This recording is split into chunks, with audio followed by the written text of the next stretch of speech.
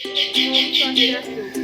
Perkenalkan, nama saya Imade Ayuda Pratiwi, nomor absen 4. Perkenalkan, nama saya Niputu Diah Kumala Dewi, absen 9. Perkenalkan, nama saya Newen Sri Pusika Dewi, nomor absen 11. Perkenalkan, nama saya Frida Lestariani, nomor absen 18. Perkenalkan, nama saya Nikoma Ayu Aryani, absen 3. Nah, kami dari kelompok 7 akan membahas tentang materi mengelola komunikasi massa. Adapun pembahasannya yang pertama, mengembangkan dan mengelola program iklan. Yang kedua, memutuskan media dan mengukur efektivitas. Yang ketiga, promosi penjualan. Yang keempat, acara dan pengalaman. Serta yang kelima, hubungan masyarakat. Nah, materi yang pertama yaitu mengembangkan dan mengelola program iklan. Iklan adalah segala bentuk presentasi non-pribadi maupun promosi, gagasan, barang, atau jasa untuk sponsor tertentu yang harus dibayar. Iklan dapat menggunakan cara yang berbagai efektif guna menyebarkan pesan, entah itu membangun presentasi merek atau mendidik orang. Yang kedua, dalam kalian mengelola dan mengembangkan program iklan, kalian harus memutuskan anggaran iklan. Walaupun iklan diperlakukan sebagai pengeluaran lancar, sebagai diantaranya sesungguhnya adalah investasi yang menambah aktiva tidak berwujud yang disebut ekuitas merek. Ada 5 faktor khusus yang harus dipertimbangkan. Kemudian tahap yang ketiga adalah mengembangkan dan mengelola program iklan, yaitu mengembangkan kampanye iklan. Kampanye iklan ini bermaksud untuk mempromosikan iklan yang telah kita buat, seperti kita mempromosikannya melalui media yang tentunya dibuat sebelumnya, harus dengan kreativitas kita. Kita bisa mempromosikannya seperti media massa, cetak, dan lain sebagainya. Nah, di zaman sekarang ini kita lebih baiknya mempromosikan mereka selain di media televisi dan radio, kita juga harus mempromosikannya di media sosial seperti Instagram, Facebook maupun lain. Sub yang kedua adalah memutuskan media dan mengukur efektivitas. Setelah memilih pesannya, tugas pengiklanan berikutnya adalah memilih media untuk menyampaikan. Tahap-tahapnya, memutuskan jangkauan yang diinginkan, frekuensi dan dampaknya. Yang kedua, memilih di antara jenis-jenis utama, memilih sarana media khusus. Yang ketiga, memutuskan waktu media yang tepat dan memutuskan alokasi media secara geografis. Yang keempat, hasil keputusan ini perlu dievaluasi. Yang pertama, memutuskan jangkauan, frekuensi dan dampak, di mana pemilihan media adalah mencari media yang paling berbiaya efektif untuk menyampaikan jumlah dan jenis paparan yang diinginkan kepada audiens dan sasaran.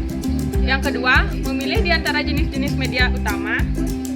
Perencanaan media harus mengetahui kemampuan jenis-jenis media utama untuk menghasilkan jangkauan dan dampak. Ya, mengambil keputusan mengenai waktu dan alokasi media. Dalam memilih media, pengiklanan menghadapi masalah makro, penjadwalan, dan mikro penjadwalan. Masalah makro mencakup penjadwalan iklan tersebut dalam kaitannya dengan musim dan siklus bisnis. Yang keempat, mengevaluasi efektivitas iklan. Perencanaan dan pengendalian iklan yang baik bergantung pada pengukuran efektivitas iklan. Kebanyakan pengiklanan mencoba mengukur efek komunikasi suatu iklan, maksudnya dampak terhadap kesadaran, pengetahuan, atau referensi. Yang ketiga, promosi penjualan. Promosi penjualan sebagai unsur utama dalam kampanye pemasaran adalah berbagai kumpulan alat intensif yang sebagian besar berjangka pendek yang dirancang untuk merancang pembelian produk dan jasa tertentu. Adapun tujuan promosi penjualan yaitu promosi penjualan memungkinkan produsen menguji seberapa tinggi harga yang dapat mereka kenakan karena mereka selalu dapat melakukan diskon.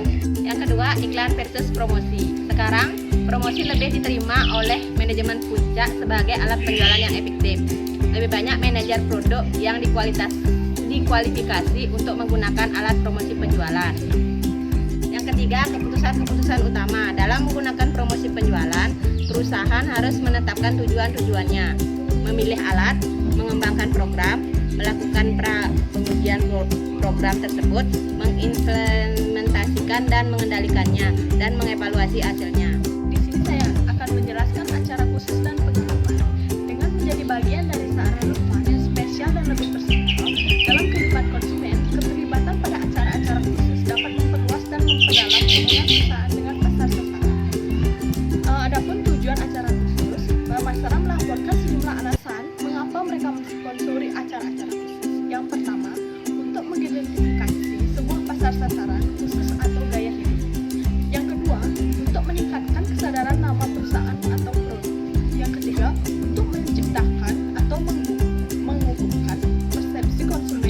tentang asosiasi citra hubungan. Yang kelima, untuk menciptakan pengalaman dan pemakinan perasaan. Yang keenam, untuk mengungkapkan hubungan pada komunitas atau pada institusi.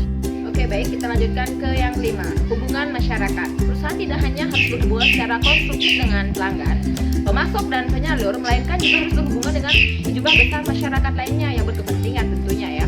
Humas mengikuti berbagai program yang dirancang untuk mempromosikan atau melindungi citra perusahaan atau masing-masing produknya.